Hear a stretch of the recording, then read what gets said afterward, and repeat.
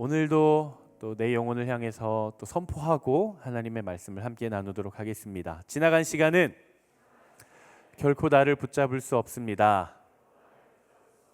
나는 새로운 오늘을 살 것입니다. 아멘. 이 풍성한 고백이 여러분들의 영혼에도 심겨지기를 바랍니다.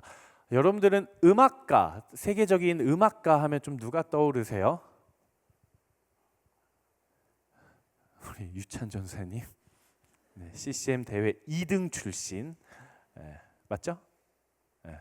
세계적인 음악가 하면 아마 뭐 베토벤 아니면 뭐 모차르트 이렇게 아마 많이들 떠오르실 것 같습니다.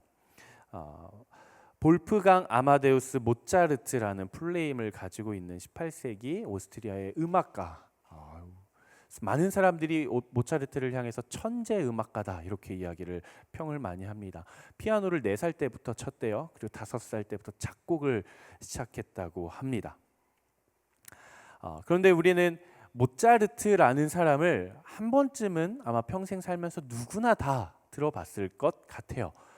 지금은 잘 모르겠지만 저는 어렸을 때 피아노를 배운 적이 있는데 피아노 학원을 가면은 연습실마다 뭐 모차르트실, 베토벤실 막 이렇게 있었어요. 그중에 이 모차르트라는 이름이 저는 아직도 기억이 나요. 우리가 이 모차르트라는 사람을 너무나도 잘 알지만 사실 그와 함께 당대 음악을 이끌었던 또 다른 한 사람이 있습니다. 아마 여러분들에게 잘 알려지지 않은 사람일 텐데요. 바로 안토니오 살리에리라고 하는 사람이에요. 안토니오 살리에리. 이 사람은 모차르트와 함께 음악을 이끌었던 사람입니다. 모차르트의 옆에는 늘 살리에리가 있었다라는 말이 있을 정도로 모차르트 하면 살리에리가 따라옵니다. 모차르트가 천재적인 음악가였다라고 한다면은 살리에리는 완전 노력형 그런 음악가였어요. 그래서 사람들은 두 사람을 가리켜 이렇게 표현하기도 한다고 합니다. 신의 손에서는 모차르트가, 인간의 손에서는 살리에리가 태어났다 이렇게 이야기를 하기도 한다고 해요. 두 사람과의 그 관계와 관련된 작품이나 영화들이 좀 있다고 합니다. 찾아보니까. 근데 그 영화에선 두 사람을 좀 라이벌 관계로 다루어 가지고 살리에리가 모차르트를 이렇게 죽이게 되는 이런 관계인데 실제로는 그렇지 않다 그래요. 서로가 서로를 존중하면서 서로가 서로를 아끼면서 그렇게 음악으로 통역하고 또 많은 작품에도 함께 참여했다라고 합니다. 만약 여러분들이라면 음악가가 아니더라도 여러분들이 지금 살아내고 있는 여러분들의 삶의 영역에서 내가 선택을 한다면 모차르트 같은 인생을 선택하시겠습니까? 천재적인 재능을 부여받아서 각 영역에서 정말 정점을 찍고 후대에 수많은 사람들에게 이름이 남기워지는 그런 인생을 살고 싶습니까? 아니면 살리에리처럼 내가 재능은 엄청나게는 없지만 그래도 하나님 주신 재능으로 열심히 노력해서 어느 정도까지는 이루어서 업적을 남기는, 하지만 사람들에게 그렇게 후대의 기억에 남지는 않는 그런 인생. 어떤 인생을 살고 싶으세요? 오랜만에 한번 손 한번 들어볼까? 이건 부담스러운 거 아니니까. 나는 모차르트 같은 인생을 살고 싶다. 손. 우리 솔직해집시다. 여러분들 안에 있는 욕망을 꺼내봐요. 나는 어차피 한번 사는 거 이름 한번 남기고 모차르트 같은 인생 살겠다. 손. 이렇게 내려주시고요. 나는 드러나지 않아도 괜찮다. 나는 살리에리 같은 인생도 만족한다. 손. 반반으로 나뉘는 것 같네요. 저는 어떨까요?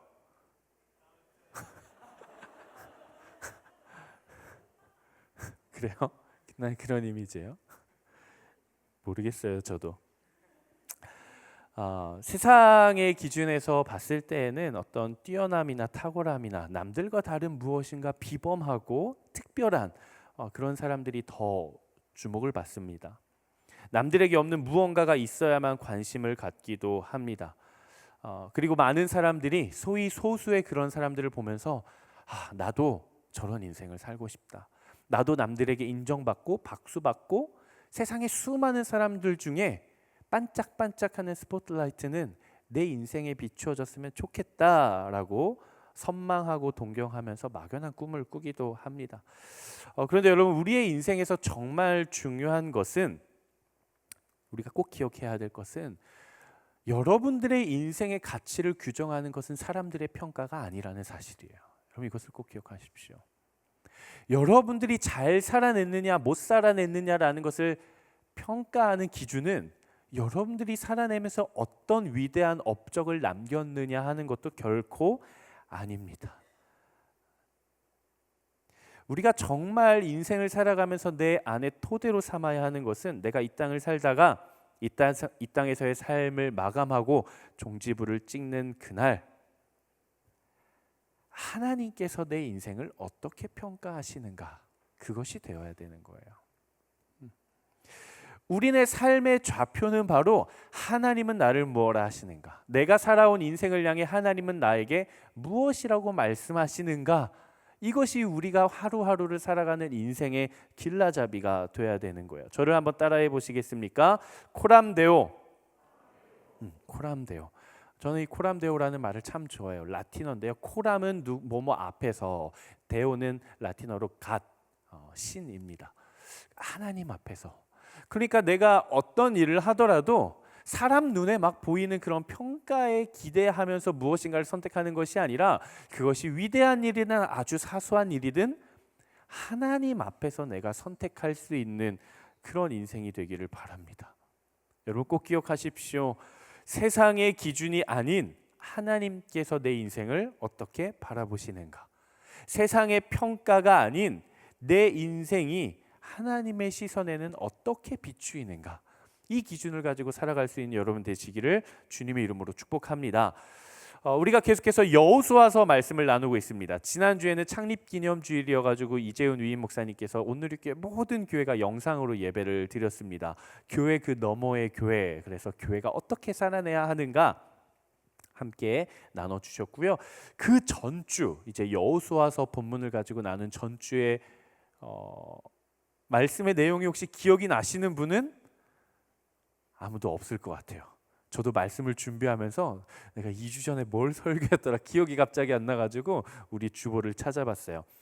아주 작은 불씨가 하나님과의 관계를 멀어뜨리기도 하지만, 그 작은 예배의 불씨가 거룩한 열망을 타오르게 하기도 한다. 그래서 작은 것에 하나님과 친밀해져라 라고 나눴습니다. 오늘 본문은 본격적으로 이스라엘 백성들이 가나안 땅에 대한 정복이 끝나고 이제 가나안 땅을 분배하기 시작합니다. 12지파가 있죠. 지파별로 어떤 지파는 강원도, 어떤 지파는 충청도, 어떤 지파는 경상도, 이렇게 땅을 배분을 하기 시작하는 거예요. 제비를 뽑아서 배분을 합니다. 그런데 이 과정에서 그렇게 우리가 성경을 읽어가면서 볼 때 썩 돋보이지는 않지만 정말 신실한 믿음을 가지고 살아냈던 한 사람이 등장을 합니다. 그 사람이 누구인가? 바로 갈렙이라는 사람이에요. 갈렙이라는 사람. 갈렙. 이스라엘 백성이라는 그 신앙 공동체, 이 땅을 정복해 나가는 그 모든 여정에 모차르트라고 하는 모세와 여호수아가 있었다라고 하면 살리에리와 같은 갈렙이라는 믿음의 사람이 있었습니다. 갈렙, 그는 민족 전체 지도자도 아니었고요, 후계자도 아니었고요, 성경을 기록한 사람도 아니었습니다. 어떤 후대의 유업을 남길 만한 뛰어난 업적을 남긴 것도 없습니다. 우리가 성경 66권 전체 스토리에서 갈렙 하면 딱 하나 남는 그 선포가 있어요. 자막을 준비했는데 한번 따라 선포해 보겠습니다. 시작. 이 산지를 내게 주소서. 이 갈렙이라고 하는 사람이 어떤 사람이냐면, 이스라엘 백성들이 처음 애굽에서 탈출해서 광야에 나와서 가나안 땅에 들어가려고 정탐을 하죠. 민수기 13장에서 정탐을 합니다. 총 몇 명을 보내죠? 주녀가 12명을 보내죠. 12명 중에 한 명이었어요. 그러니까 나름대로 유다 지파였거든요. 갈렙은 그 지파의 대표성을 가지고 있는 사람이었죠. 그 12명 중에 갈렙과 함께 긍정적인 보고를 했던 에브라임 지파의 사람이 있었습니다. 그 사람이 누구예요? 바로 모차르트와 같은 여호수아였어요. 이 12명이 정탐을 갔는데 너무 거대한 민족들이 있는 거예요. 그래가지고 우리가 이 땅은 따먹지 못하겠다, 도망가자라고 10명이 보고를 하고 2명 여호수아와 갈렙만큼은 하나님께서 약속해 주셨기 때문에 우리가 승리할 수 있습니다라고 보고를 합니다. 근데 이 10명의 보고가 너무 두려웠는지 이스라엘 백성들은 포기를 해버리죠. 그래서 하나님께서 이스라엘 백성 전체에 불순종한 1세대는 갈렙과 여호수아 유일하게 딱 2사람을 제외하고는 아무도 가나안 땅에 들여보내지 않으십니다. 심지어 누구마저? 모세마저. 아무도 못 들어요. 광야에서 다 죽어요. 40년 광야 생활을 하는 동안. 그러다가 광야에서 태어난 광야 2세대가 가나안 땅에 들어가서 이제 정복을 하는 거죠. 그러면 1세대 사람들 중에 유일하게 가나안에 들어온 사람은 누구예요? 갈렙과 여호수아예요.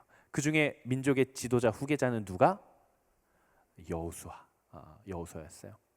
정복을 마치고 나서 땅을 분배하는 이 시점에 함께 40년 전 정탐꾼 동지였던 10명 싹 다 죽고 당신과 나 둘만 남았던 이 갈렙이 조용히 여호수아를 찾아갑니다.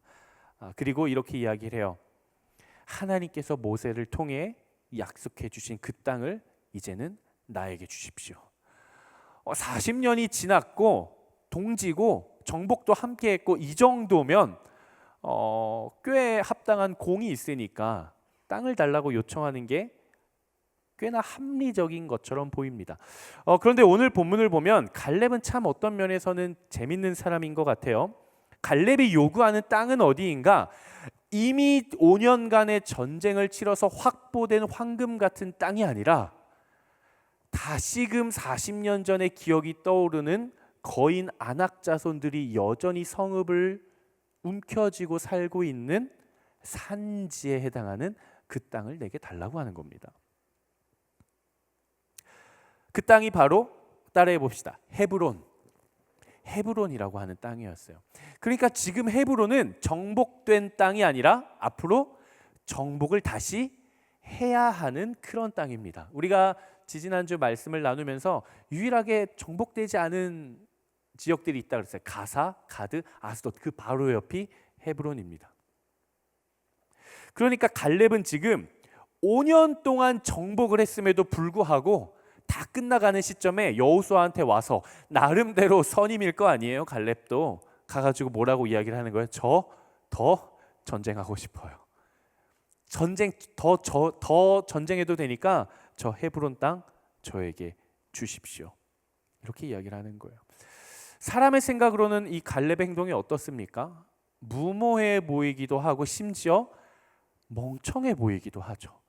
그렇게 40년 광야 생활 고생했고 5년 동안 전쟁했으면 나름대로 광야 1세대면 어느 정도 입지도 있고 대표성도 있고 공적도 있으면 가장 좋은 땅 달라 그래서 대대손손 그 유다 지파가 먹고 살면 되는데 왜 또 바보같이 전쟁을 하겠다고 할까? 심지어 본인들이 그렇게 두려워 떨었던 가장 강한 아낙 자손이 있었던 그 성읍을 달라고 했을까? 어리석고 무모해 보입니다. 하지만 우리의 시선에는 어리석고 무모해 보이지만 우리의 주인이신 하나님의 시선으로 봤을 때는 어떨까요? 하나님의 시선으로 봤을 때에는 그의 여전히 뜨거운 마음과 그 담대한 믿음의 발걸음에 하나님의 시선이 머물렀을 줄로 믿습니다. 사랑하는 우리 웹대학 청년부의 여러분, 세상의 가치가 아닌 하나님 나라의 가치를 선택할 수 있는 여러분 되시기를 바랍니다. 세상은 제 아무리 쟤 또 바보 같은 짓 하네, 쟤 또 멍청한 짓 하네, 쟤 또 어리석네, 쟤 또 너무 무모하네 라고 우리를 핀잔 줄지라도 하나님은 우리의 마음과 우리의 발걸음을 바라보시며 칭찬해 주실 거예요. 사랑하는 내 딸아, 사랑하는 내 아들아, 잘하였도다. 저는 오늘 갈렙의 이 선택, 이 산지를 내게 주십시오라는 선택이 우리에게 어떤 도전과 또 권면을 가져다 주는지, 그러면 우리는 우리의 인생에서 어떤 선택을 하며 살아가야 하는지 짧게 3가지로 함께 나누기를 원하는데요. 첫 번째, 한번 같이 읽어보도록 하겠습니다. 시작. 우리가 세상의 가치가 아닌 하나님 나라의 가치로 살아가기 위해 추구해야 하는 첫 번째입니다. 그것은 바로 꿈이 아닌 하나님의 비전을 추구하는 인생이에요. 오늘 본문 6절, 7절, 8절 말씀 한번 같이 읽어보도록 하겠습니다. 6절, 7절, 8절 말씀 한번 읽어보겠습니다. 시작.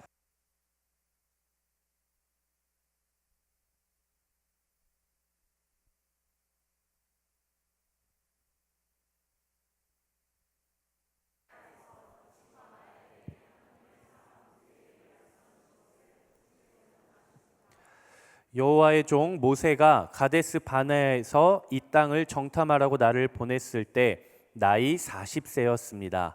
그때 나는 내 마음에 확신이 서는 대로 그에게 보고했습니다. 그런데 나와 함께 올라갔던 내 형제들은 백성들의 마음을 약하게 했습니다. 그래도 나는 마음을 다해 내 하나님 여호와를 따랐습니다. 칼렙이 여호수아를 찾아가서 이렇게 이야기를 합니다. 여호수아님, 가데스 바네아에서 하나님께서 말씀하셨던 거 기억하시죠? 45년 전 이야기를 꺼내는 거예요. 기억하시죠?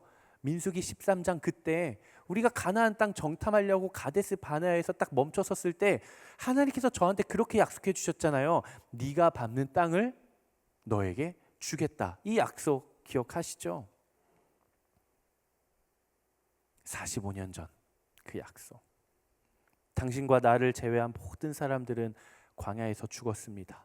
그리고 현재에 이르렀습니다. 나는 여전히 하나님의 약속을 따라 나아가야겠으니 하나님의 약속을 따라 하나님의 부르심을 따라 아직 정복되지 않은 그 땅, 하나님께서 들어가라고 말씀하신 그 땅, 내가 그 땅으로 가겠습니다. 그러니까 그 땅 나한테 주십시오. 제가 가겠습니다. 이렇게 이야기를 하는 거예요. 이 헤브론이라고 하는 땅은 갈렙의 꿈은 아니었어요. 헤브론이라고 하는 지역은 갈렙의 계획도 아니었어요. 헤브론이라고 하는 지역은 갈렙의 뜻도 아니었어요. 헤브론을 정복하는 것은 하나님께서 갈렙에게 주신, 따라합시다, 비전이었어요.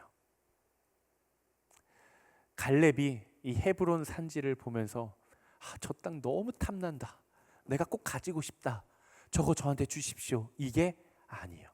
누구도 갖기 싫어하는 그 땅이지만 하나님의 비전이 있고 하나님의 약속이 있고 하나님의 부르심이 있고 하나님의 인도하심이 있는 그 땅이기에 비록 나의 뜻이 아닐지라도 나의 계획이 아니었을지라도 갈렙은 이야기를 하는 거예요. 이 산지를 내게 주십시오.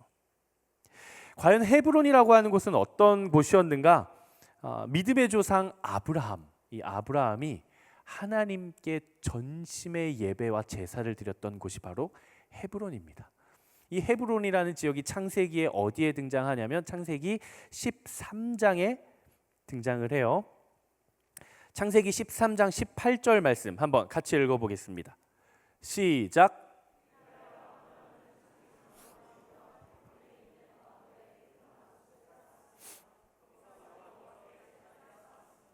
아브라함이 하나님께 예배를 드렸던 생명과도 같은 장소, 신앙의 정수, 믿음의 성지와도 같은 곳이 바로 헤브론이었어요.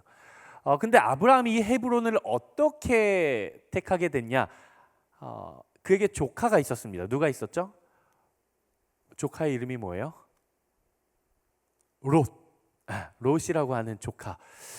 창세기 12장에서 아브라함이 딱 등장을 해가지고 13장에 조카 롯과 함께 등장을 합니다. 근데 아브라함이 가진 재산이 너무 많았어요. 롯이 가진 재산도 너무 많았어요. 이들은 유랑민들이잖아요. 그러니까 양들을 끌고 다니면서 목초지에서 먹어야 되는데 양이 너무 가축이 재산이 많으니까 목초지가 금방 없어지는 거예요. 그래가지고 아브라함이 롯한테 이야기를 합니다. 롯아, 일로 와봐. 너도 부자고 나도 부자니까 여기 풀이 남아나지를 않아. 그러니까 우리가 좀 멀리 갈라서는 게 좋겠다. 지금 네가 여기를 서서 이쪽도 바라보고 이쪽도 바라보고 너가 보기에 더 좋아 보이는 땅으로 가. 내가 남는 거 갈게. 이렇게 이야기를 해요. 그러니까 롯이 이렇게 보니까 이쪽은 별로 이렇게 좋아 보이지가 않아요. 양들을 데리고 살 수 있는 지역이 아니에요. 근데 이쪽을 보니까 평야에 물도 있고 굉장히 탐스러워 보여요. 롯이 어디를 선택합니까? 탐스러운 지역을 선택합니다. 그리고 나서 아브라함이 남은 지역, 그럼 내가 여기 갈게 해서 그곳으로 장막을 옮겨서 하나님 앞에 예배를 드립니다. 거기가 어디예요? 거기가 바로 헤브론이에요. 사람 눈에 좋아 보이는 곳, 그것을 다 제하고 난 나머지 지역이 바로 헤브론이었어요. 아브라함은 그곳으로 갔습니다. 지금 이 갈렙은 어떠합니까? 눈에 보이기에 너무 좋은 지역들이 많았을 거예요. 왜? 한 지파가 자리를 잡고 살 때는 산간 지역은 너무 어려워요. 공간이 없어요. 드넓은 평야, 무엇을 작물 재배를 해도 할 수 있는 평야에 살아야 풍성하게 살 수 있어요. 근데 이 모든 것들을 제쳐두고 갈렙이 선택한 곳은 어디입니까? 그곳이 바로 헤브론이에요. 꿈이라고 하는 것은 내가 꾸는 것입니다. 꿈은 내가 꿔요. 하지만 비전은 하나님이 주시는 거예요. 내가 하나님의 비전을 가져야지 한다고 해서 가져지는 게 아니에요. 비전은 하나님으로부터 오는 것입니다. 꿈은 내 마음에서부터 출발을 해요. 어디가 더 좋아 보이지? 여기를 선택하는 게 더 이득일 것 같네. 어떤 직업을 가져야 하지? 이 직업을 갖는 게 더 안정적인 삶을 살 것 같네. 이 학교를 가야 더 인정받는 학교가 될 것 같네. 꿈은 내 마음에서 출발합니다. 하지만 비전은 하나님의 마음으로부터 출발하는 거예요. 꿈은 나의 계획으로부터 시작됩니다. 꿈은 나의 계획으로부터 비롯돼요. 내가 장차 이걸 하고 이걸 해서 이걸 이루어야겠다. 이런 것들을 꿈꿉니다. 하지만 비전은 하나님의 약속으로부터 실현되는 것입니다. 여러분, 이것을 꼭 기억하십시오. 하나님의 비전을 구하셔야 돼요. 하나님, 나에게 비전을 주십시오. 내가 하고 싶은 꿈을 이루는 인생이 아닌, 그것도 좋지만 더 나아가 하나님께서 나를 창조하시고 이 땅 가운데 보내셔서 이루고자 하시는 하나님의 계획과 하나님의 마음과 하나님의 시선과 하나님의 약속이 성취되는 그런 인생 되게 해주십시오. 우리 기도해야 돼요. 사람이 어떻게 하고 싶은 거 다 하면서 살 수 있겠어요? 사람이 하고 싶은 것만 하면서 살 수 있을까요? 그럴 수는 없어요. 때론 하고 싶지 않아도 그 길을 걸어가야 할 때가 있는 법이에요. 때론 나의 뜻이 아닐지라도 하나님의 강력한 부르심이 있으면 하나님의 비전을 붙들고 순종하면 나아갈 수 있는 믿음이 있어야 돼요. 저는 이제 신학대학원을 졸업한 지 한 6년 된 것 같아요. 5년, 6년이 됐습니다. 제가 신대원 다닐 때 모르겠어요. 지금도 그런 문화가 있는지는 모르겠는데 신대원 학생 시절에는 이제 보통 교회를 원서를 씁니다. 여러분들에게 이제 잡코리아 같은 사이트가 저희에게는 신학대학원 청빙 게시판이에요. 그 각 신학대학원 청빙 게시판에 각 교회마다 무슨 전도사 구합니다. 무슨 전도사 구합니다. 이 글이 수십 개가 올라와요. 그래서 그 글을 보고 이력서를 내면 그 교회에서 연락이 와요. 면접 봅시다. 서류가 통과가 된 거죠. 면접 보고 우리 교회에서 일합시다 하면은 최종 합격이 되는 이런 프로세스거든요. 근데 신대원 때 이제 전도사님들이 각 교회 이력서와 서류를 낼 때 비용이 들지는 않아요. 메일로 그냥 제출하면 돼요. 그러니까 내가 기도하면서 좀 하나님 주신 마음의 교회들에 이렇게 넣겠죠. 근데 그 교회들에는 내가 가고 싶은 우선순위가 있을까요, 없을까요? 있죠. 이 교회에서 사역하고 싶다. 이 교회에서 사역하고 싶다. 좀 더 건강하고 배울 수 있는 게 많고 이런 비전적인 교회를 가고 싶어 합니다. 근데 저희 안에 불문율이 있어요. 전도사 불문율. 당신이 교회를 10개를 넣던 20개를 넣던 100개를 넣던 상관없다. 다만 가장 먼저 연락 온 교회로 순종하고 간다. 이게 불문율이에요. 이런 거 없어요. 누구 전도사님 저희 교회에서 언제부터 사역하시면 될 것 같아요. 그래요? 감사합니다. 저 근데 제가 B라는 교회 또 이력서 내놔가지고요. 다음 주 면접인데 한 일주일만 기다려주시면 안 될까요? 이런 거 없어요. 그냥 어느 교회가 됐든 가장 먼저 연락 온 곳, 처음으로 연락받은 곳으로 가는 것이 저희 안에 불문율이에요. 저도 그랬어요. 저는 딱 2개 썼거든요. 한 교회는 이렇게 내정된 고등부 내정된 교회가 소개받아서 내정된 교회가 있었는데 아직 면접은 안 받고 온누리교회를 이력서를 냈는데 온누리교회가 먼저 연락이 왔어요. 최성민 목사님한테 연락이 왔어요. 저 최성민 목사님 오늘 저녁에 잠깐 오실 수 있어요? 그러면서 사역이 시작이 된 거예요. 그냥 연락이 왔길래 네 하고 와서 지금 이 자리에 여러분들과 함께 사역을 하고 있습니다. 여러분을 향한 하나님의 부르심의 자리는 어디입니까? 하나님의 부르심의 그 첫 콜링이 내 안에 들려왔음에도 불구하고 하나님 그건 제가 원한 자리가 아니에요 라고 이야기를 하면서 미루고 계시진 않으세요? 하나님 그건 제가 원했던 모양이 아니에요 라고 하면서 일주일 뒤에 제가 원하는 게 결과가 나오는데 하나님 좀 기다려 주실 수 있어요 라고 우리가 하나님 앞에 늘 딜을 하고 있지는 않습니까? 하나님께서 여러분들의 촛대를 옮기는 곳에 순종으로 나아갈 수 있는 여러분 되시기를 바랍니다. 바로 그것이, 그 자리가 여러분들을 향한 하나님의 비전이 있는 자리예요. 하나님이 여러분들을 부르실 때는요, 하나님이 여러분들을 통해 뭔가를 하고 싶으신 거예요. 그냥 부르시지 않아요. 여러분들을 성장시키든 여러분들을 통해 누군가를 성장시키든 여러분 통해 무엇인가를 변화시키든 하나님이 지금 여러분들을 통해 무엇인가 막 일을 하고 싶으신 거예요. 그래서 불렀는데 우리는 뭐라 그래요? 좀만 기다려주세요. 저 사실은 여기로 가고 싶어요. 그게 아니라 하나님의 부르심 있는 그 순간 순종함으로 나아가 하나님의 비전을 성취하고 열매 맺는 여러분 되시기를 바라겠습니다. 2번째, 하나님 나라의 역전 가치를 우리는 어떻게 추구할 수 있는가 한번 같이 읽어보겠습니다. 시작.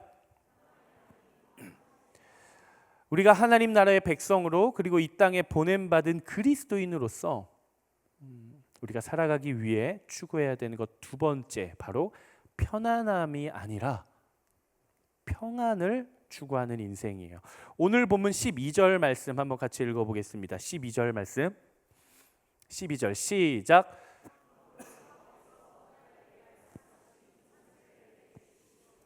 당신도 그때 직접 들었다시피 거기에는 아낙 사람들이 살고 있고 그들의 성은 크고 강합니다. 그러나 여호와께서 나와 함께 하시면 여호와께서 말씀하셨듯이 내가 그들을 쫓아낼 수 있을 것입니다. 아멘. 갈렙의 요구사항, 유일한 요구였어요. 여호와께서 그날 내게 말씀하신 40년 전 내게 말씀하신 그 산지, 헤브론 그 산지를 내게 주십시오.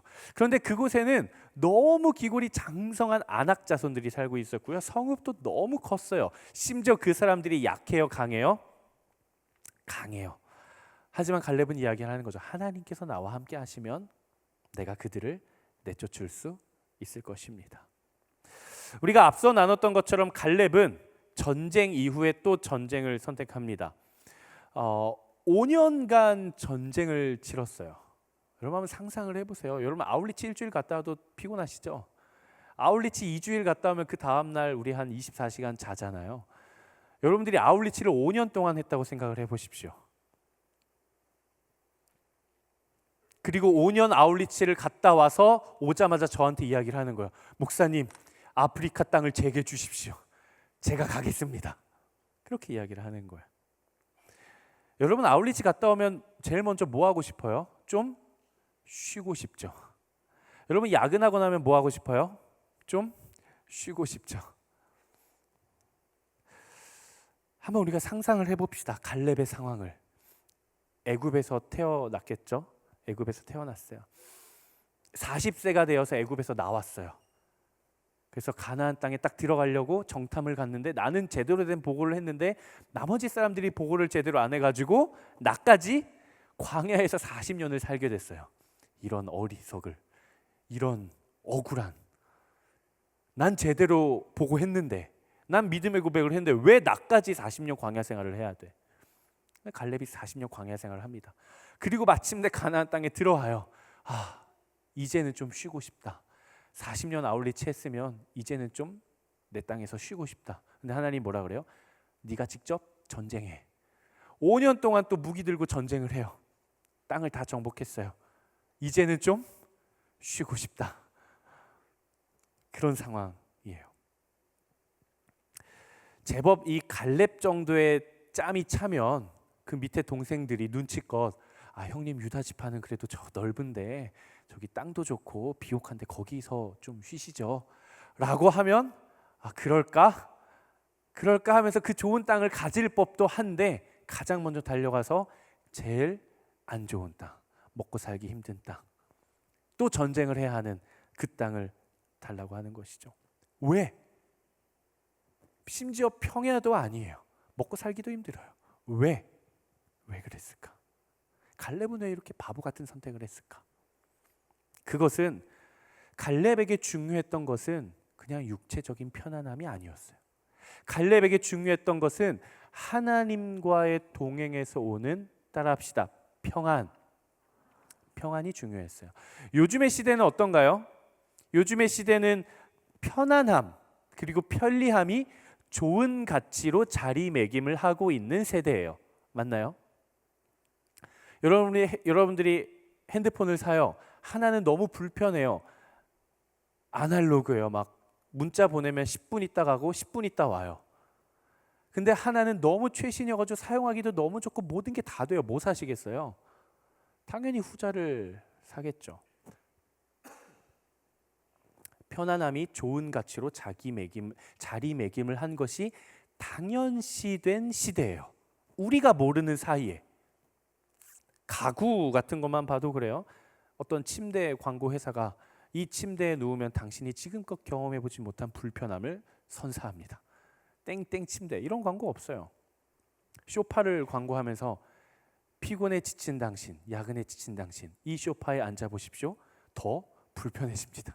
이렇게 광고하는 소파 회사도 없어요. 편안함, 편리함, 이것들이 세상의 가치로 자리 잡아갑니다. 요즘 정말 우리나라는, 특별히 우리나라는 이 음식 배달 문화가 정말 대단한 것 같아요. 딱 핸드폰으로 몇 번 그냥 앉아서 손가락만 딱딱딱딱딱딱 하면은 한 2-30분 뒤면 음식이 어디까지 와요? 집 앞까지 와요. 문만 열면 음식이 와요. 뭘 구매해야 되는데 너무 바빠요. 새벽에 로켓으로 배송을 하면 언제 와요? 그 다음 날 밤에 주문을 하면 그 다음 새벽에 이미 와 있어요. 어디까지? 우리 집 앞까지. 우린 여기에 속으면 안 됩니다, 여러분. 우린 여기에 속으면 안 돼요. 제가 여러분들한테 질문을 합니다. 정말 편리함과 편안함은 절대선에 속하는 가치입니까?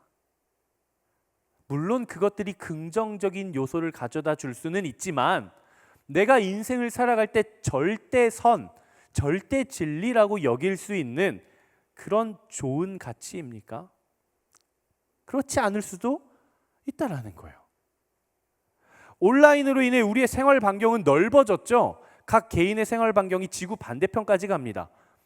아마 모르겠어요. 그냥 상상을 해보자면 화성에서도 사람이 살면 1000년 뒤에는 우리가 화성에 있는 내 친구하고도 카톡을 할 수도 있어요. 영상 통화하면서 여기가 화성이야, 여기가 달이야. 모르겠어요. 현실 가능한 얘기인지는 모르겠지만, 그런데 우리의 인간관계는 어떻습니까? 훨씬 더 좁아졌어요. 우리의 생활 반경은 넓어졌지만 우리가 맺는 인간관계의 깊이는 훨씬 더 얕아졌어요. 기술의 발달로 세상은 너무나도 빨라졌죠. 어디에서 어디까지 금방 갑니다. 그런데 덩달아 내 마음도 조급해져 가요. 각종 기계들의 발달로 내 몸은 점점 더 편해져 가요. 식기세척기가 있고요, 세탁기가 있고요, 건조까지 해주고요, 로봇 삑삑 하면요 지가 막 돌아가면서 청소까지 다 해요.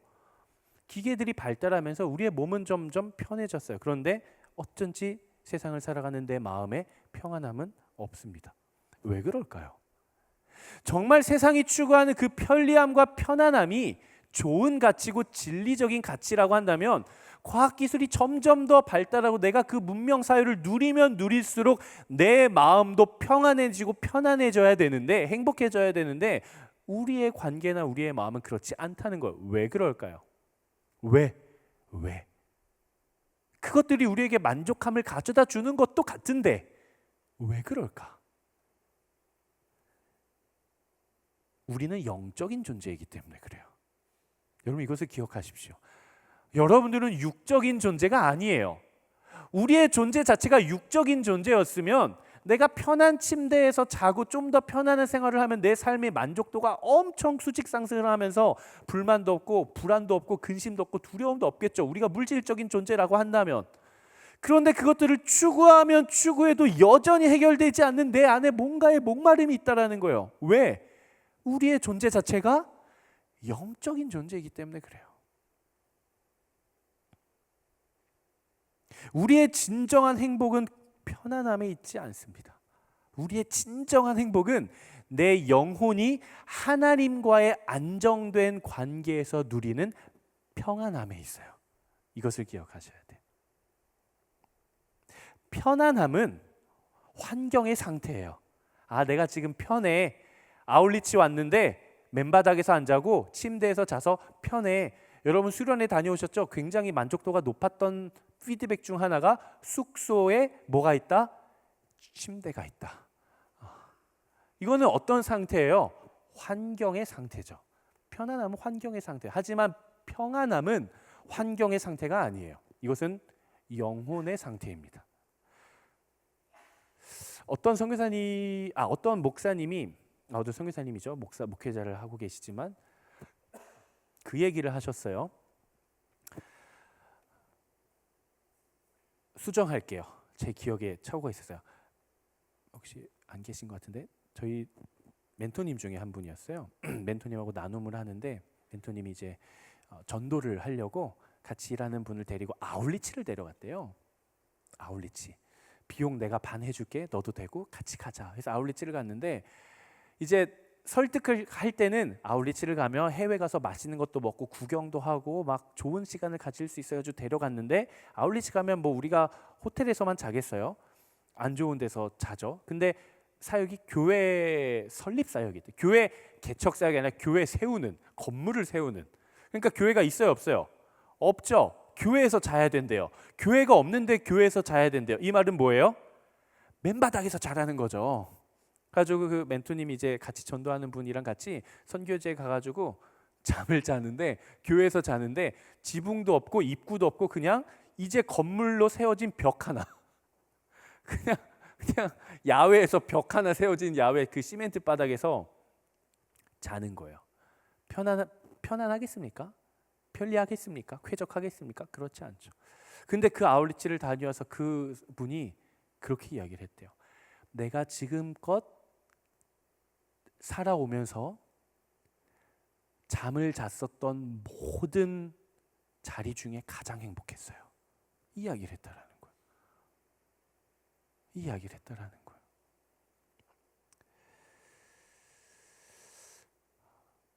여러분들의 인생에 진정한 샬롬의 평안이 임하기를 원하십니까? 세상이 추구하는 편리함과 편안함의 가치에 눈을 돌리지 마십시오. 눈을 들어 하나님을 바라보십시오. 하나님이 어디에 계시는지 하나님과 통행하십시오.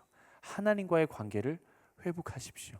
우리가 뭐 어느 집에 살든 어떤 차를 타든 어떤 핸드폰을 사든 어떤 신발을 신든 전혀 상관이 없어요. 요한복음 14장 27절 말씀입니다. 내가 너희에게 평안을 주고 간다. 곧 내 평안을 너희에게 준다. 내가 주는 평안은 세상이 주는 것과 같지 않다. 너희는 마음에 근심하지 말고 두려워하지 말라. 우리 하나님께서 우리에게 주시는 그 진정한 하늘의 샬롬의 평안이 여러분들에게 임하기를 주님의 이름으로 축복합니다. 세상적 가치를 따라가는 것이 아니라 진정한 하늘의 가치를 추구하십시오. 왜? 우리는 어떤 존재이기 때문에 따라합시다. 영적인 존재. 눈에 보이지는 않지만 여러분들은 영적인 존재예요.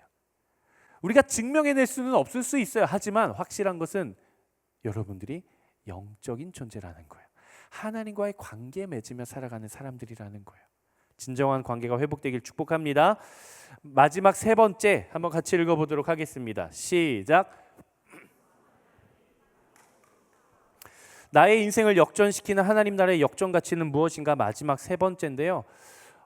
제가 원래 처음 설교 원고를 쓰면서 이제 썼던 거는 가능성이 아닌 불가능성을 추구하라 이거였는데 여러분들이 뭐라고 할 것 같은 거예요. 사람이 어떻게 불가능한 것만 추구하면서 삽니까? 목사님은 할 수 있어요 라고 뭔가 반박하면 제가 봐도 좀 할 말이 없을 것 같아가지고 조금 추가했어요. 불가능성 많이 아닌 아니다, 이제 정신이 없네요. 가능성만이 아닌 불가능성도 추구하라. 이러면 좀 마음에 부담이 없죠? 제가 여러분들의 마음의 짐을 덜어드렸어요.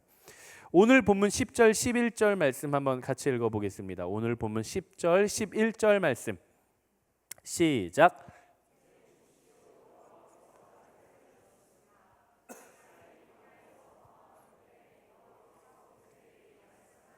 45년이 됐습니다. 지금 내가 85세가 됐습니다. 모세가 나를 보냈던 것처럼 나는 아직도 강건하고 내가 그때와 마찬가지로 전쟁에 드나드는데 기력이 왕성합니다. 너무나도 담대한 선포를 하는 갈렙의 모습이죠. 이때 갈렙의 나이가 몇 세? 85세. 혹시라도 이 중에 85세 이상이 아마도 없으실 것 같아요. 갈렙보다 동생이신 모든 분들은 모든 불가능을 하실 수 있습니다. 우리 옆 사람에게 이렇게 이야기해 주세요. 너도 할 수 있어. 할 수 있어요. 이 갈렙이라고 하는 형님이 정탐 갔었던 때 나이 몇 세? 첫 정탐 갔을 때 나이 몇 세? 40세. 여기 40세는 있을 수 있어요. 그리고 정탐에 실패하고 광야 생활을 40년 동안 돌고 약속의 땅인 가나안 땅에 들어갈 때 나이가 몇 세? 80세. 80세에 전쟁을 시작해서 전쟁이 끝난 나이 몇 세? 85세. 85세가 되어서 내가 저 산지의 거인들을 내가 점령하겠다라고 선포한 나이가 몇 세? 85세. 85세. 물론 성경은 내가 40세 때와 같이 정정합니다, 기력이 왕성합니다라고 이야기를 하고는 있지만 그 전만 하겠습니까? 그리고 아무리 동일한 기력이 있다고 할지라도 5년간 잠도 못 자고 먹을 것도 못 먹고 전쟁을 치러왔던 85세의 노인이 얼마나 몸도 마음도 지쳐 있겠어요. 어떻게 보면 사람의 눈으로는 가능성보다는 갈렙 형님이 정말 저 성을 정복할 수 있을까? 차라리 내가 하는 게 낫지 않을까라는 생각이 들 정도로 불가능성 쪽으로 확률의 추가 기울어 보이기도 합니다. 세상은 늘 가능성이라는 확률을 계산합니다. 내가 이 학교를 갈 확률이 있을까? 내가 이 직장을 갈 확률이 있을까? 내가 좋은 사람을 만날 수 있는 확률이 얼마나 될까? 내가 돈을 많이 벌 수 있는 확률이 얼마나 될까? 내가 투자했을 때 성공을 수익을 거둘 수 있는 확률이 얼마나 될까? 내 인생이 잘 풀릴 확률이 얼마나 될까? 여러분들이라고 한다면 어디에 여러분들의 인생을 베팅하시겠어요? 90%의 성공이 보장된 인생, 10%의 unexpected. 여러분들이라면 어디에 여러분들의 인생을 거시겠습니까? 세상은 늘 가능성의 확률을 계산하고 가능성이 조금이라도 더 높은 곳에 베팅을 합니다. 하지만 성경에 등장하는 하나님의 일하심과 역사의 스토리들은 늘 모든 가능성이라는 문을 가장 먼저 닫아요. 그리고 우리를 불가능성으로 끊임없이 인도합니다. 하나님께서 아브라함에게 약속의 자손을 허락해 주셨을 때 몸도 건강하고 가능성의 확률이 조금이라도 높을 때 이루어 주시면 좋겠지만 임신을 할 수 없는 여자의 몸을 만들고 나서 단 1%의 가능성도 하나님께서 문을 닫고 나서 제로 베이스로 만들어 놓고 불가능성의 길을 여시는 분이 바로 하나님이세요. 하나님께서 모세를 민족의 지도자로 세우십니다. 근데 모세는 말을 잘 못하는 사람이에요. 말을 잘 할 줄을 못해요. 쭈뼛쭈뼛 말도 더듬고 어버버 하는 사람인데 하나님께서 뭘로 세워요? 민족의 지도자로 세우십니다. 골리앗을 쓰러뜨렸던 다윗은 어떻습니까? 다윗은 군사였나요? 사관학교를 1등으로 졸업한 수석 졸업생이었나요? 아니요. 다윗은 그 손에 칼 한 번 잡아보지 않은 사람이요. 그는 늘 뭐만 잡았어요? 기타 들고 나무 아래에서 찬양하면서 양들 치는 그런 목동이었어요. 그런데 하나님은 그가 골리앗을 싸워 이길 수 있는 가능성을 제로로 만들어 놓으시고 그를 데려다가 누굴 승리하게 하셔요? 다윗을 승리하게 하십니다. 그리스도인들을 가장 핍박하고 잡아서 죽이던 사람이 있었어요. 누굽니까? 사도 바울이에요. 그때는 사울이라는 이름이죠. 근데 그리스도인들을 박해하던 사람이 도리어 유대인들한테 이제는 복음을 전하는 사람으로 하나님이 바꾸십니다. 인간의 눈으로 봤을 때 가능했을까요? 아니요. 가능성을 닫으시고 불가능성을 통해 일하십니다. 인간의 눈으로 측정된 가능성이 아닌 인간에게는 불가능성, 하지만 하나님께서 무한한 가능성, 능력, 주권, 통치, 그 향연이 이루어진 가장 드라마틱한 자리가 있어요. 바로 어떤 사건일까요? 예수님의 십자가 사건이에요. 우리의 눈으로 봤는데 예수님이 양손과 양발에 못을 박혀가지고 피와 물과 다 쏟으시고 아침에 박혀서 저녁에 돼서 숨이 결국 죽으셨어요. 무덤에 갖다 묻었습니다. 그가 살아날 확률 몇 프로? 준혁아 몇 프로? 0%. 예수 그리스도께서 죽으시고 그 시신이 무덤 문에 갇혀서 돌문으로 닫는 그 순간 가능성은 0%로 딱 찍힌 거예요. 근데 어떤 일이 펼쳐집니까? 그가 돌문으로 나오십니다. 인간의 불가능성이 하나님의 능력 안에서 가능성으로 바뀌는 사건이죠. 예수 그리스도의 십자가의 죽음과 부활하신 그 자리는 바로 어떤 자리인가? 인간의 모든 불가능성을 하나님의 가능성으로 전복시킨 사건이에요. 인간의 판단으로는 도저히 이루어질 수 없는 일을 하나님의 주권과 능력으로 이루어내신 사건이 바로 예수 그리스도의 사건입니다. 하나님께서 세상을 향해 진정한 가능성이 무엇인지를 선포하신 사건. 세상은 다 안 돼, 희망이 없어, 소망도 없어, 이젠 다 끝났어라고 하는 그 제로 베이스의 가능성의 그 지점에서 하나님은 이렇게 이야기를 하시는 거야. Nothing is impossible. 난 가능해. 난 할 수 있어. 가능성을 계산하는 신앙이 아닌 불가능성에 도전할 수 있는 위대한 신앙이 되기를 주님의 이름으로 축복합니다. 제 아무리 나의 판단과 세상의 기준으로는 가능성이 1%가 아니라 제로 베이스일지라도 하나님이 약속하셨으면, 하나님이 말씀하셨으면 하나님의 그 가능성을 믿고 담대하게 한 걸음 한 걸음, 그렇게 한 걸음 한 걸음 나아갈 수 있는 여러분 되시기를 주님의 이름으로 축복합니다. 누가복음 1장 37절 말씀, 하나님에게는 불가능이 없습니다. 한번 따라해 봅시다. 하나님에게는 불가능이 없습니다. 어떤 분들은 저를 향해 이렇게 이야기할 수 있을 것 같아요. 당신이 목사라고 설교하면서 그렇게 남의 일 아니라고 쉽게 이야기를 하죠. 우리 인생이 얼마나 힘든지 아십니까? 근데 좋은 가능성을 놔두고 불가능성에 도전을 하라고요? 당신은 할 수 있습니까?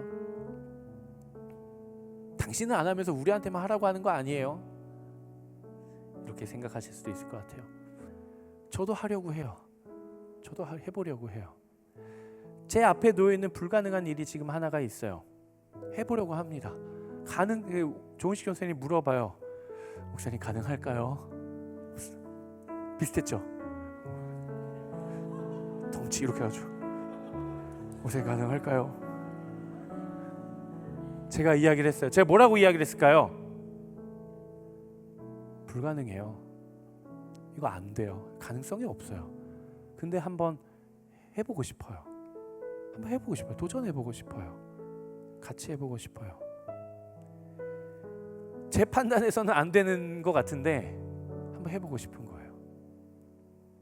하나님의 꿈을 한번 꾸어보려고 해요. 도저히 어려운 일인데 제 판단으로 봤을 땐 이게 풀리지 않을 상황인데 하나님은 어떻게 푸시는지가 궁금해요. 하나님은 어떻게 준비해 가시는지가 궁금해요. 하나님은 어떻게 일을 행하시는지가 너무 궁금해요. 그래서 제가 봐도 불가능한데 가보려고 해요. 그 현장에서 역사하심을 저는 맛보려고 합니다. 같이 합시다. 여러분들의 삶의 자리에 불가능이 놓여 있습니까? 외면하지 마십시오. 그곳에 하나님이 계시다면 담대하게 나아가십시오. 말씀을 마무리하려고 합니다. 저는 여러분들에게 질문합니다. 여러분들에게 있어서 헤브론은 어디입니까? 불편함에도 불구하고 내가 직면하고 마주해야 하는 곳, 내 뜻과 내 계획이 아니지만 하나님의 뜻이 이루어지기를 기다리는 곳, 도저히 불가능할 것처럼 보여지지만 하나님의 꿈을 꾸어야 하는 곳, 어디입니까? 누군가에게는 관계일 수도, 누군가에게는 직장일 수도, 누군가는 어떤 일일 수도, 어떤 사람에게는 삶의 영역, 어떤 사람에게는 맡겨진 사역, 그리고 어떤 사람에게는 내가 극복해야 될 누군가, 그리고 가정의 복음화, 건강, 가정의 회복, 누군가에게는 민족과 열방으로 나아가는 선교, 또 어떤 사람에게는 나에게 정말 간절히 이루어지기를 바랬지만 내가 포기할 수밖에 없는 무엇인가가 될 수도 있을 것 같아요. 갈렙이 여호수아에게 당당히 나아가서 요구했던 것, 이 산지를 내게 주십시오. 그날에 주께서 나에게 약속해 주셨던 이 산지를 내게 한번 주십시오. 제가 가겠습니다. 하나님이 나와 함께 하시면 내가 비록 연로하였고 힘이 없지만 하나님 나와 함께 하시면 저 커다란 사람들 쫓아낼 수 있을 것 같습니다. 저에게 주십시오. 이 고백이 여러분들 안에 있게 되기를 주님 이름으로 축복합니다. 이 시간 우리가 함께 말씀을 붙들고 함께 찬양하고 또 기도했으면 좋겠는데요. 하나님, 저도 진짜 그냥 그저 그런 신앙이 아니라 산을 넘는 신앙, 벽을 뚫는 신앙, 불가능을 가능케 하는 그 하나님의 능력을 경험하는 하나님, 그런 인생으로 살고 싶습니다. 이런 마음을 가지신 분, 한번 가능하신 분들은 자리에서 한번 일어나 보시겠습니다.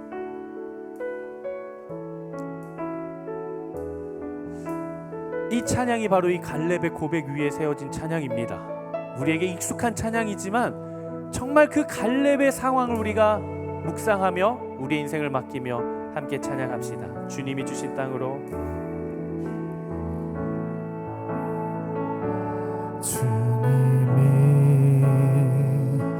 주신 땅으로 한 걸음씩 나아갈 때에 수많은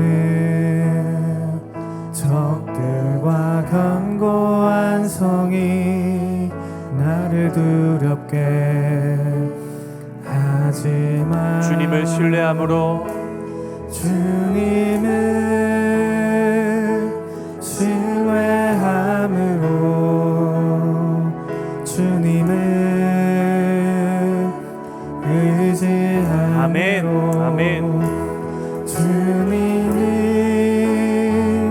주시는 담대함으로 큰 소리 외치며 고백합시다. 이 산지를 내게 주소서. 이 산지를 내게 주소서. 그날은 주께서 말씀하신 이제 내가 주님의 이름으로 그 땅을 취하리니 이 산지를 내게 주소서. 그날은 주께서 말씀하신 이제 내가 주님의 이름으로 그 땅을 취하리니. 다시 한번 고백할 건데요. 한번 저를 따라해 보시겠습니까? 이 산지를 내게 주소서. 우리 다시 한번 더 믿음의 담대함으로 선포합시다. 이 산지를 내게 주소서. 나의 꿈이 아닌 하나님의 비전을 내게 주십시오. 하느님, 나의 육체적인 만족과 편안함과 편리함이 아닌 내 영혼의 평안함을 허락하여 주시옵소서. 하나님, 내가 나아갑니다. 하나님, 내가 나아갑니다. 내 눈에는 불가능해 보여도 하나님, 그거 제게 주십시오. 제가 해보겠습니다. 내 인생을 하나님 맡아주십시오. 나와 동행하여 주십시오. 우리 이 마음 가지고 정말 우리의 인생을 통해 하나님께서 일하실 것들을 신뢰하며 다시 한번 찬양하며 나아갑니다. 주님이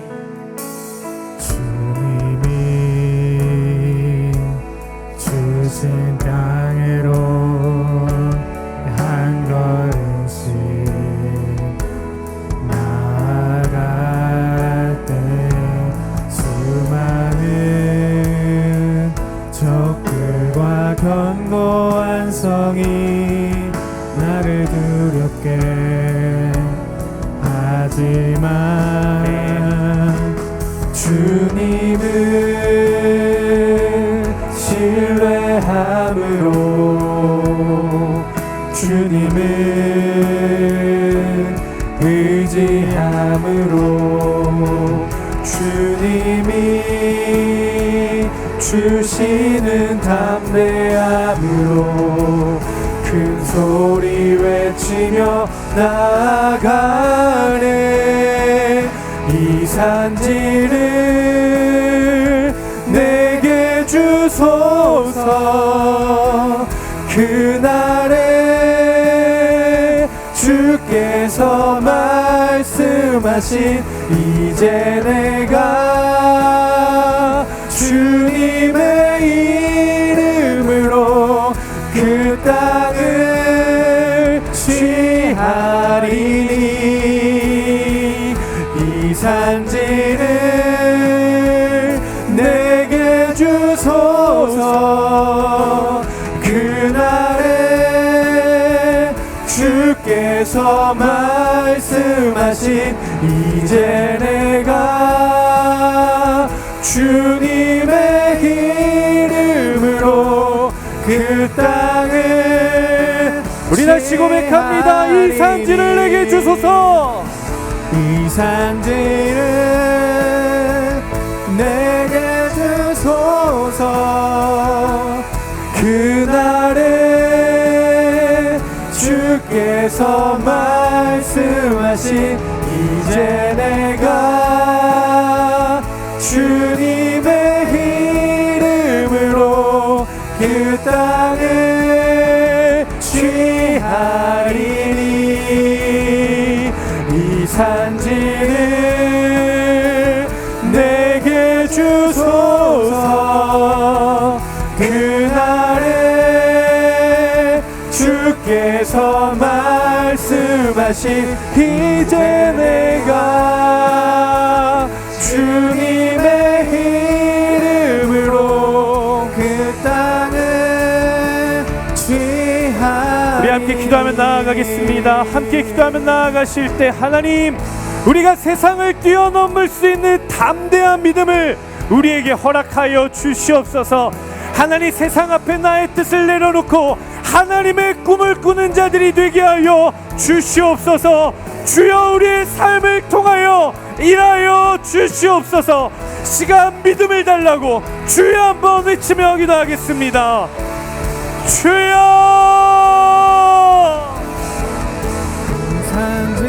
하나님, 우리가 기도합니다. 예, 주님! 하나님, 이 산지를 우리에게 주시옵소서. 하나님, 내가 나아갑니다. 하나님, 내가 순종하며 나아갑니다. 오 주님, 우리에게 믿음을 주시옵소서. 주여!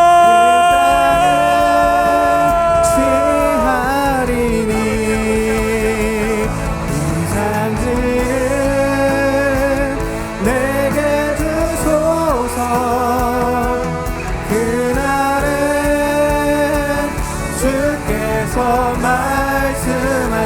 하나님, 이제 내가 하나님 나의 마음이 연약합니다. 하나님 우리가 마주한 상황이 너무 힘듭니다.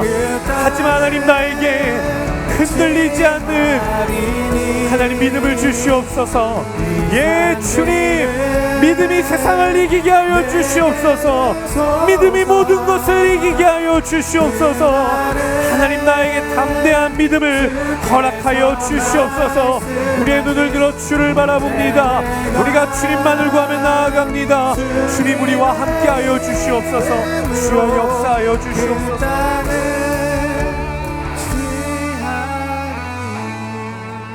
우리 이 시간 다시 한 번 더 기도하며 나아가겠습니다. 하나님께서 여러분들을 부르시는 그 부르심의 자리는 어디입니까? 가정, 공동체, 직장, 캠퍼스, 일터, 혹은 어떤 관계, 혹은 어떤 사역의 자리. 하나님께서 지금 여러분들을 부르실 때에는 여러분들을 통해 하나님의 불가능하지만 가능케 하시는 그 일을 하려고 하십니다. 여러분들의 능력을 의지하지 마십시오. 여러분들의 경험을 의지하지 마십시오. 우리의 주인 되신 하나님을 의지하십시오. 우리의 만왕의 왕 되신 하나님을 의지하십시오. 모든 이름 위에 뛰어나신 이름을 가지신 예수 그리스도의 이름을 의지하십시오. 이 시간 한 번 더 기도하며 나아갈 때 하나님 그 부르심을 따라 내가 순종하며 나아갑니다. 하나님 내가 순종하며 반응하며 나아갈 때 내 눈을 봤을 때는 불가능해 보일지라도 하나님의 능력과 하나님의 역사와 하나님의 일하심을 경험하는 인생이 되게 하여 주시옵소서. 하나님 그저 성경 속에 그 텍스트 속에 갇힌 하나님이 아니라 지금도 내 삶에 살아 역사하시는 하나님을 만나게 하여 주시옵소서. 하나님을 경험하게 하여 주시옵소서. 이 시간 주여 세 번 외치며 기도합니다. 주여!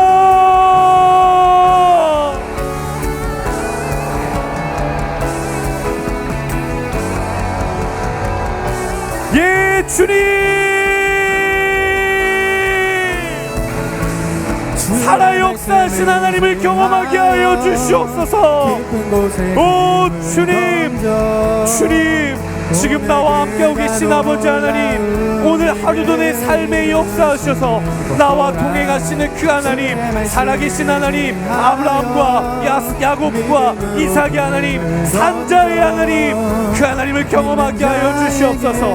살아 역사하신 하나님의 일하심을 맛보게 하여 주시옵소서.